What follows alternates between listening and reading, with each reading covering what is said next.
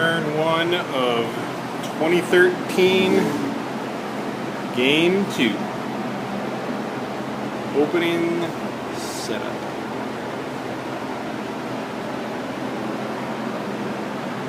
Chris thinking how to play the Axis for the first time in 20 years. I'll be back. Okay, quick summary of Turn 1 of Game 2 in 2013. Boy, this was an interesting first turn. Chris's strategy with the Axis is to hit early and hit hard. So we had some real action here in the Pacific. Chris took all available navies, just about, from the Japanese and Caroline divisions. Invaded Hawaii. Well, didn't invade Hawaii, just wiped out the navy there. Did occupy Wake Island with a transport.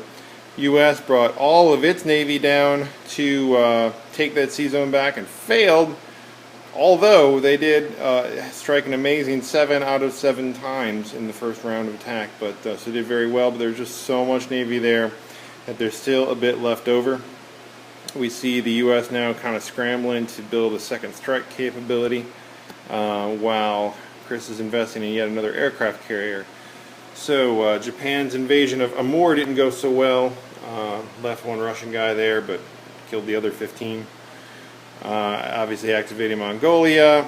We see that they've taken Kwangtung, but with that dedication of forces, China was able to push back a bit. Didn't even try to take the Burma Road, so China invested in a little bit of artillery. Russia, perhaps presciently, brought some troops down. We'll see what happens there.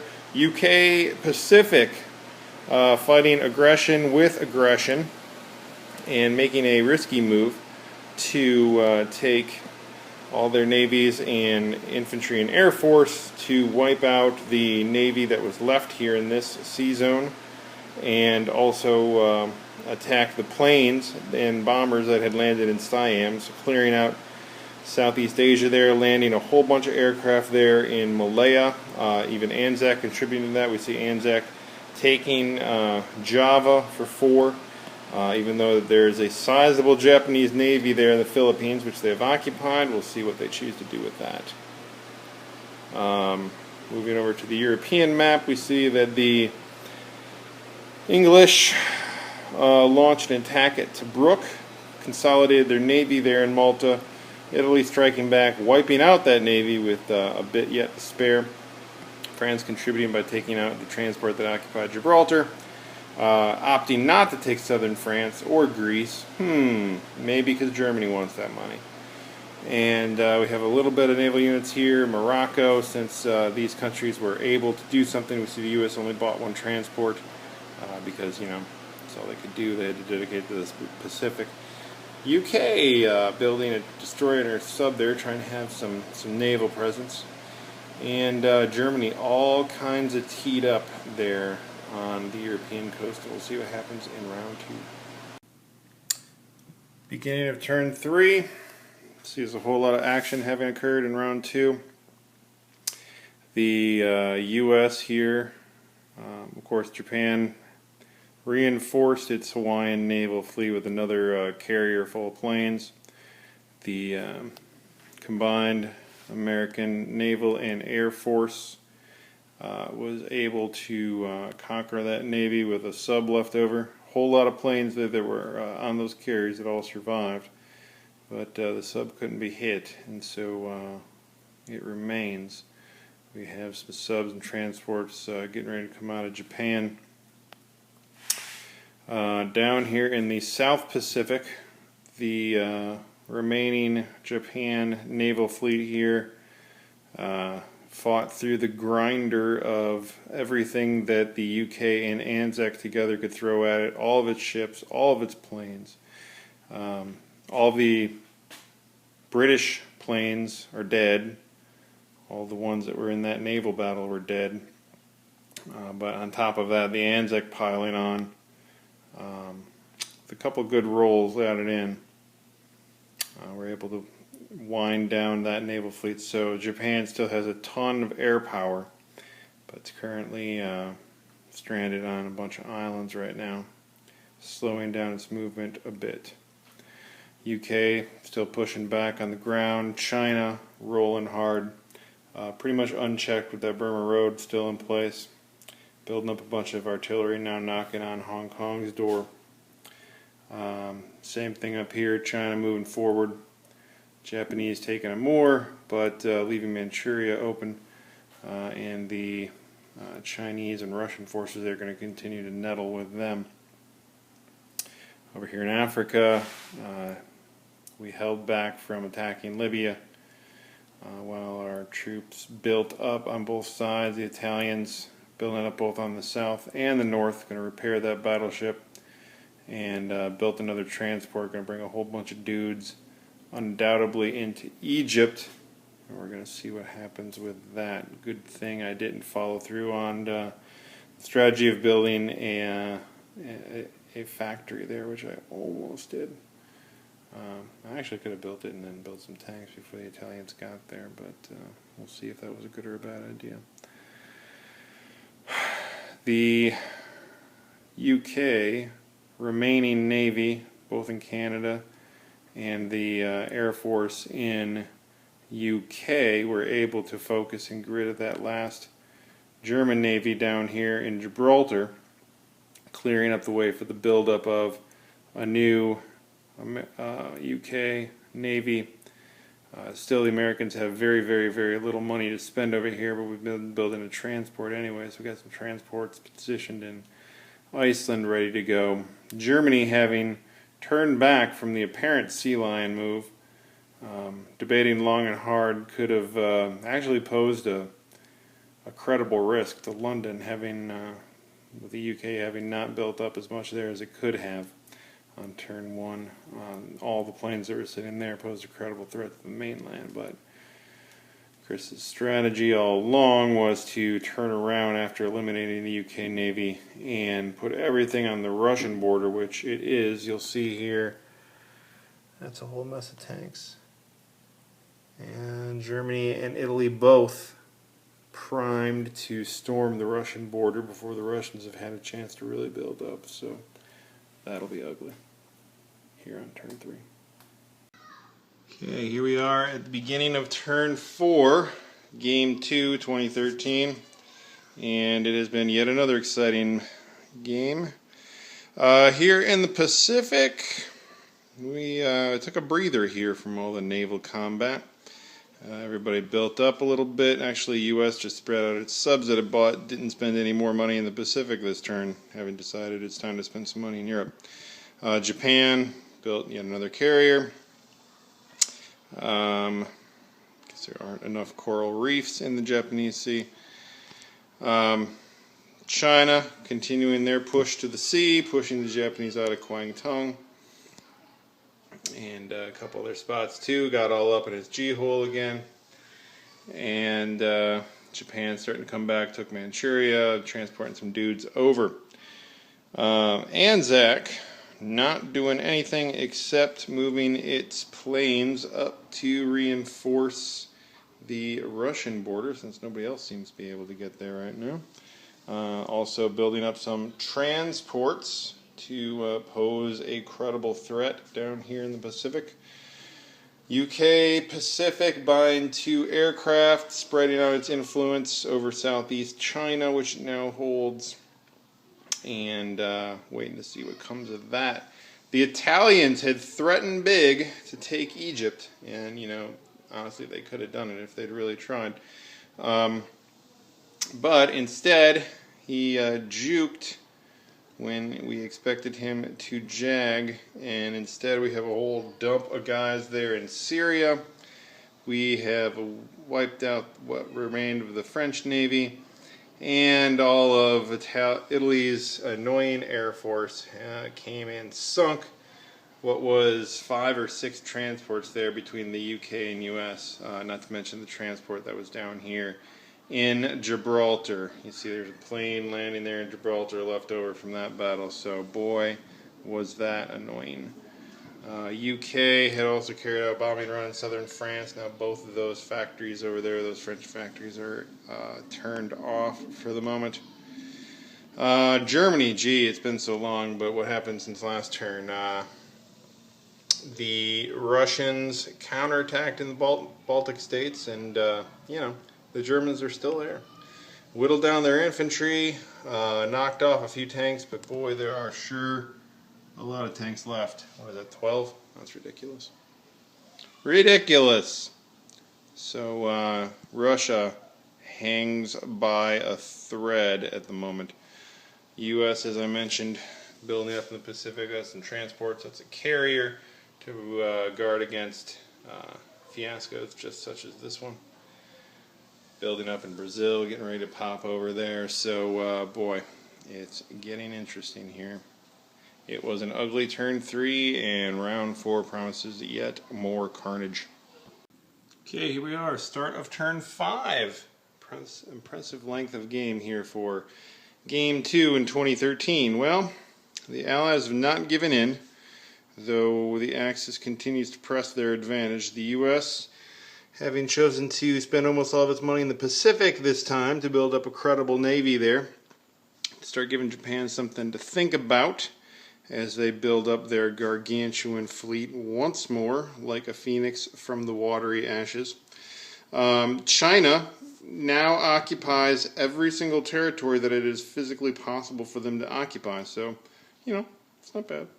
But Japan has made a strategic decision to basically cede control of the continent in favor of threatening the islands down here, and you'll notice that, wow, that's a big old fatty navy right there in the Philippines with 5-something transports and guys to boot. So Australia assuming a defensive posture, UK Pacific assuming a naval posture as well. It also occupying its Asian territories, but till now has been lacking the force projection capacity, so it's starting to build back up its navy. So for round 2 of the South Pacific grinder down there, see how that goes. Italy flexing its muscles a bit. UK decided to come in here, take Iraq, and then Italy fought back, took control of Iraq.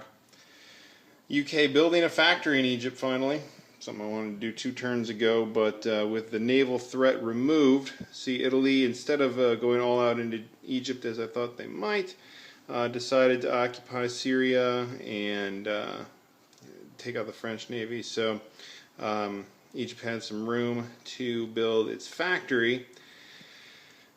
UK making a strategic move here to bomb the naval base so that Italy's battleship could not repair itself, nor could it move all the way to the Egyptian waters, give us a little bit more breathing room. Also building a tank and mechanized infantry down here to take care of these pesky Italians who continue to roam free through sub-Saharan Africa. U.S. taking Gibraltar at some cost, since there are a whole bunch of U-boats there sitting in the Mediterranean. Adding a bit to its navy in the Atlantic. UK having spent its resources elsewhere, not on the mainland. But of course, the big story of turn 4, as it was every turn so far, is Germany having pressed quite a bit into Russia. You see, it's taken Archangel, held on to all these territories here. Russia just basically trying to hold its own, threw up some blockers there, took back western Ukraine because that was understaffed, but in a somewhat desperate bid here to hold on to Ukraine. Just survived the initial wave of Italians with some Germans set to come in next turn. So we will see what happens on turn 5. Okay, we're at the beginning of turn 6 now. Still going strong. Who would have thought at this point? The U.S. made a big push for Hawaii, almost took it back. 1 plane left on the ground defending, and a whole lot of American Navy now surrounding the islands. But let's not forget there's a whole mess of Japanese still out there in the Navy in the Pacific. Japan, however, has wholly committed itself to invading Australia, and by any objective measure are doing a mighty fine job of it, having occupied Queensland with authority, forced Australia to fortress itself down in Sydney. The British there in India made a bold move to back up the Aussies, but will it prove to be too little, too late? See another round of transports there preparing in Calcutta, just as there is a round of transports preparing in San Francisco for that move. Japan having wholly given up on Asia, just letting China build up like crazy for whatever good it does. A little mess around going around there in North Russia, no biggie. The Germans, of course, continue to be the main headline, pushing forward even more inexorably into the Russian territory, having taken Ukraine last time around with its factory. It's painful. The British built 3 planes in Egypt and fended off an invasion from the Italian land forces. Italy sent a bomber against the American-British fleet over here and lost, pulled out its bomber. Still has a sizable navy to command the Mediterranean, though, but is now resorted to starting to fortify its land with infantry. We see that the U.S. had come over here and got rid of the U-boats that were there, and not much going on in the northern Atlantic. Here it is, turn 6. Here we are at the beginning of turn 7. It's been another fun one. The Americans took Hawaii back. It was a close one, scrambling that plane into the air-naval battle, but the American plane died. American bomber lived, and lived to tell the tale. Japan, however, taking Sydney on this turn. The UK forces making a landing into Australia. By oversight here, we're able to take care of the Japanese transports. Neither of us realized until just now that Victoria was a separate territory, so worked that out. But we'll see what's left here. That's going to be a slugfest down there. And Japan's got a whole lot of money to deal with. The two is the problem. Meanwhile, though, a little bit depleted here in the Pacific. I mean, I think everybody's tired on, in the 15th round of the boxing match here. So we're going to have to beef up a little bit. UK beefing up its navy, doing what it can to replace transports that will inevitably die. China just, building guys because nobody's bothering them. Japan's starting to munch up a little bit of North Russia. UK having finally taken back all of Africa and even gotten a little bit aggressive, moving its forces up here towards Persia, now has a resurgent Italy navy to deal with here in the Mediterranean. UK making a move here to invade southern France and actually took it, taking out Italy's last remaining air unit in the process. Chris built out some transports now to actually make this navy a threat to Africa. But you'll notice that Germany, in turn 6, made a shocking about-face, bought 7 transports and a carrier, so all of a sudden turning the attention from Russia back to the UK with a Sea Lion Part 2 maneuver.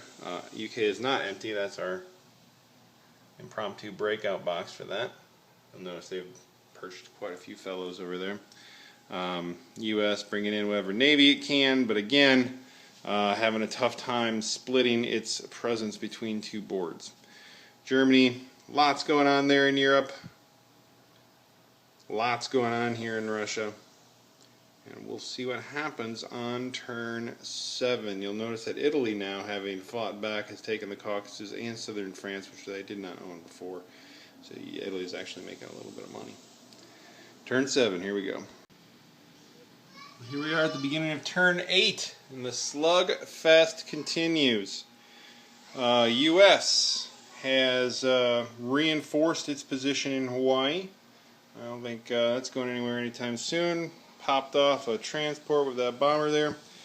The UK forces successfully retook Sydney and with authority, so it looks like that second strike won't change that, but you know, Japan still wins that battle anyway because Anzac bought nothing, did nothing this turn, and collected a total of 7. Thanks to that pesky little dude in New Britain stealing all my bonuses. And, you know, equally bad, this humongous British Navy is now stranded in Australia. So, query whether I should have just let Anzac go. Japanese Navy moving hard into the Borneo Celebes Islands, taking 3, and the UK, its big move was to try and take Sumatra back, and boy did they fail. So that's ugly.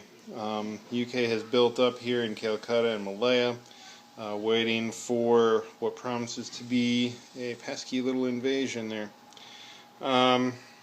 Japan building up on subs. We've got a bit of a cool down in the naval battle in the Pacific on both sides, and heating up down here in the South China Sea.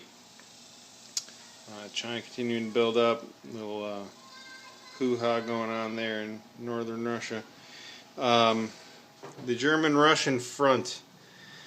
So the Germans advanced ever so slightly. They took Volgograd, which gives them another victory city, which is not good. The Russians busted out and were able to take back Ukraine, which was under-defended, setting back their industrial production there, but that's just a stall tactic. Russia actually bought a couple planes, figuring they could use the 4s when the time comes.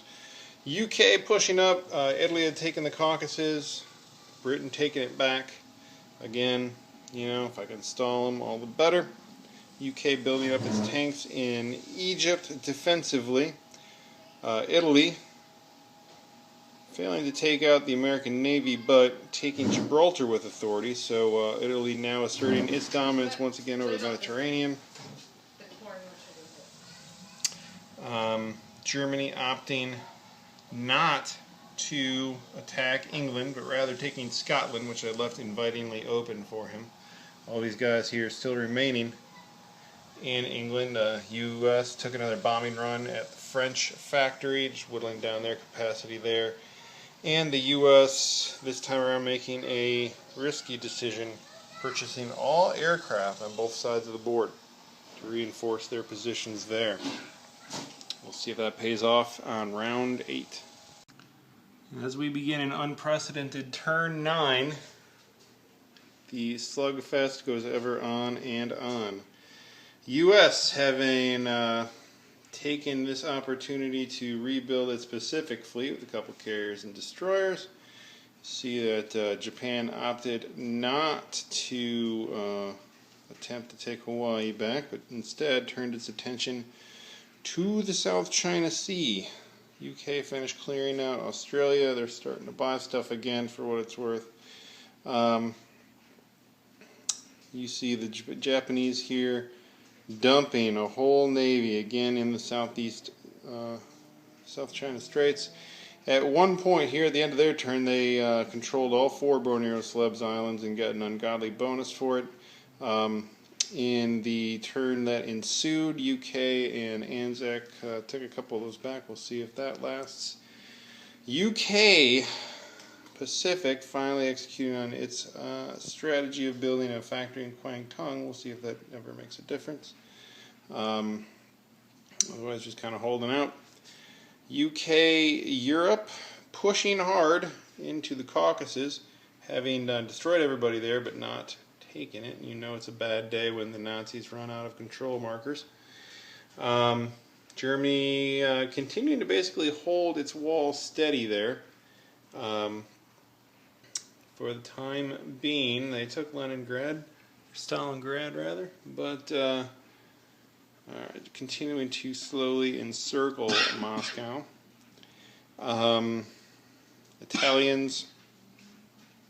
Germans and Italians together having wiped out the American Navy and even gone so far as to land Italians in Cuba. That was the last time you ever saw that.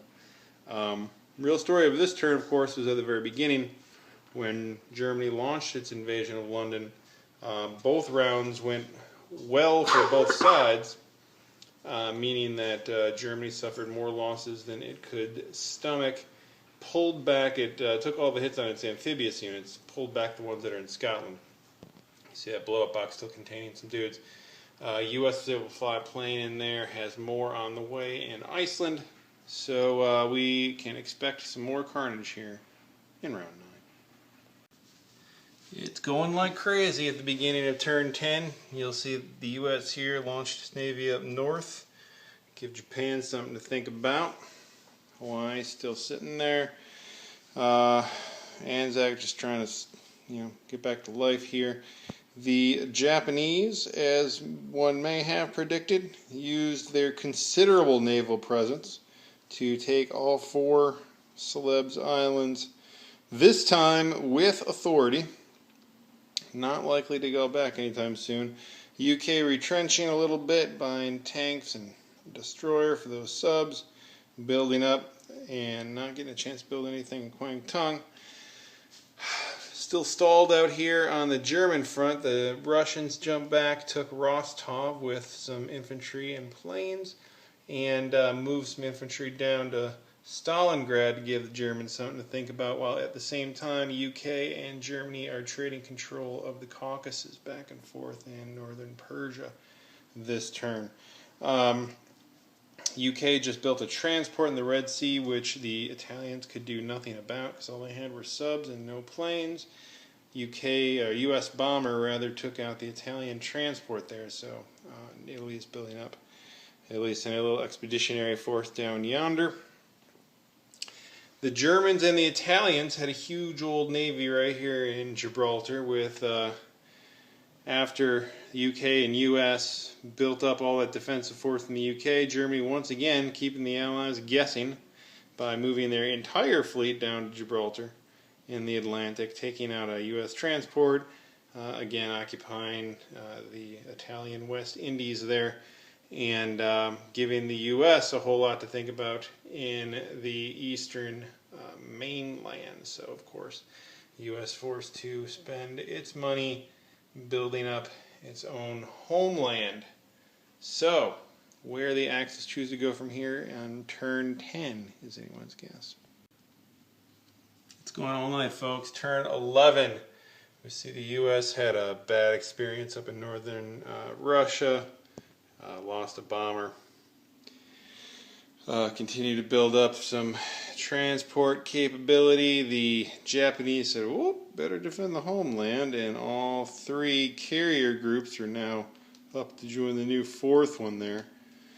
Anzac doing a little squirt, what it can do there, taking back New Britain, getting its bonuses back.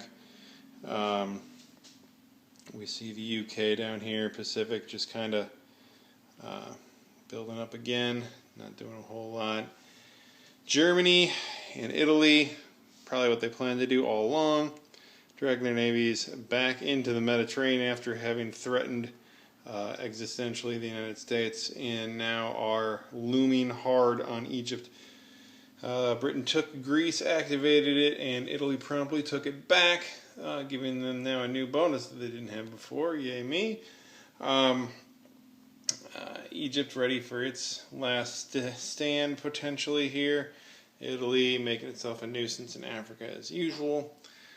The U.S. responding to the non-attack by building a whole bunch of transports and moving the huge fleet up the Atlantic. Germany reinforcing a little bit, but otherwise focusing on the Mediterranean here in round 11. Okay, so turn 11, after Germany's turn, we're calling the game. Reluctantly to be sure, but it is late in the morning on our last day, and decisions have to be made here. Here's the main reason. Germany was able to take Cairo, barely, I might add, with 1 tank left over and a plane that survived. And Egypt will be able to take it back on its turn. That's a given.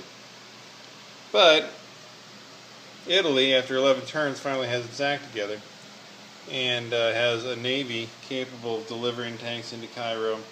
And if that doesn't work, then Germany will finish the job with these 4 tanks pulled down from the battle here.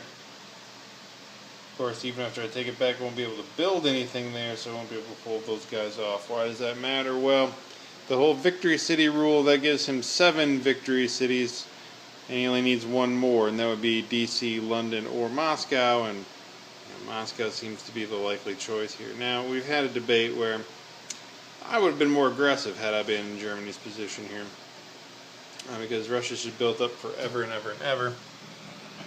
Just some ungodly number of guys there with some planes, so he got 4s rolling every turn, and by the time he gets tanks in striking range of all that, I mean, it's going to be 3, 4, 5 turns from now. And then he's got to whittle all that down. In the meantime, the U.S. finally has control of the Atlantic. The U.S. is going to take Norway this turn, one way or another. Germany, probably going to take it back. Between the U.S. and the U.K. and all these transports coming in, UK finally has the ability to build transports again, and there's a whole lot of guys to deliver there. We're going to be putting some pressure here, but Germany's making 80-something a turn now. It's going to be in the hundreds after it gobbles up Africa and the Middle East.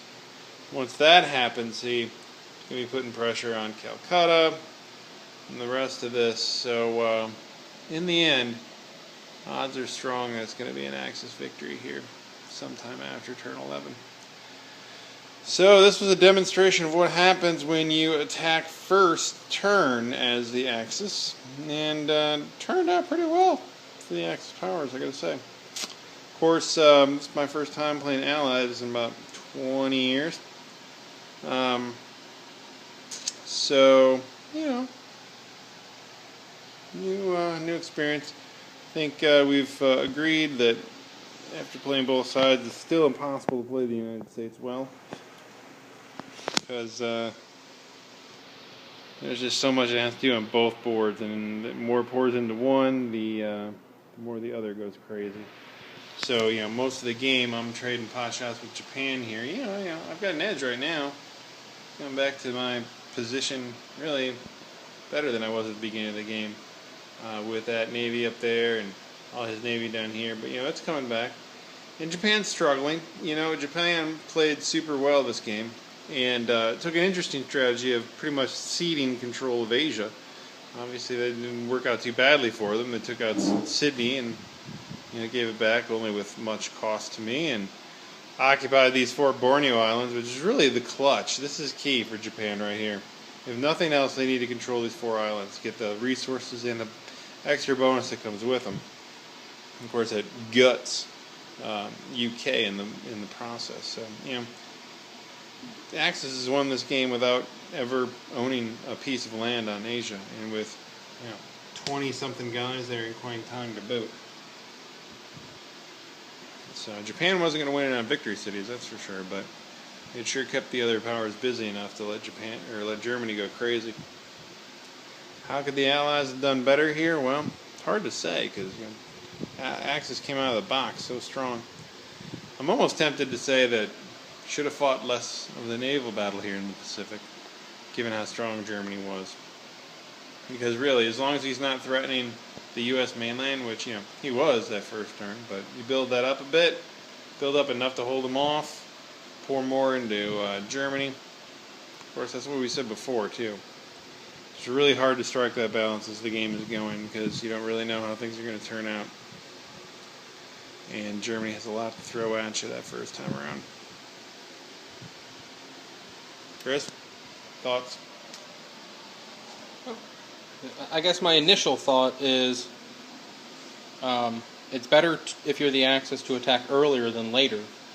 In the last game we played, where we waited until the turn that the Allies could attack and declare war, it gave them too much time to build up and reinforce everything, and it made the Axis job that much harder. And sort of taking advantage of that peace lead on the board, even though it gives the U.S. a huge economic windfall to get in, it's just so hard to do anything with the U.S. Because if you try to do anything in the Pacific, you're going to leave the Atlantic board. If you do anything in the Atlantic, you're going to leave the Pacific board. I guess the one thing I would say, to the extent I had a criticism, is I kind of agree with Brian that he spent too much time, too many resources in the Pacific, worried about the Pacific, because, as he noted earlier, I wasn't going to win on this board anytime soon. I had given up on the the Chinese mainland. So, although I could be a complete and utter nuisance and dominate everything on the board, the chance of winning the game on this board was very remote. So, at some point down the road, Japan would own everything and then could assist over on the Europe board. The question is whether or not at that time, with all the U.S. resources coming in, Germany would have been able to stay alive. They certainly would not have been able to expend those resources into Russia, making Russia more viable, perhaps allowing them to eat up all of the Middle East, kicking us out of there, and then Germany would have been waiting for Japan to bail them out. Don't know if that was going to happen. So that would have prevented a victory, but I guess the ultimate question is, in order for the Allies to win, they need to take both capitals, or all three of the capitals. And I don't know that you can give this side of the board to Japan and ever actually come back around to winning until turn 40 or 50 when you own everything else on the board. But I guess time will tell. Maybe next game we'll see how that works out. Well, that said, there was a point where Japan owned Hawaii and Sydney. Mm-hmm. Both of which are victory cities. You've owned Manila the entire game. That's 4 victory cities. 2 more right here. You win the game. You don't need to take Calcutta. You don't need to take San Francisco. That's true. No doubt. There's an awful lot of guys they need to get through in order to get there. You were a lot closer at one point. I mean, it wasn't a given that it would turn out this way. Sure. Anyways, good game. Enjoyable. Just for the record, even though Brian's whining that it's the first time that he's ever played the Allies in 20 years, that's because I always play the Allies, and I haven't played the Axis in 20 years. So, I think the official call on this is incomplete but advantage Axis. But for the books and posterity's sake, we're going to say I won this, so that next year when I talk to Wasserman, I can tell him I beat him.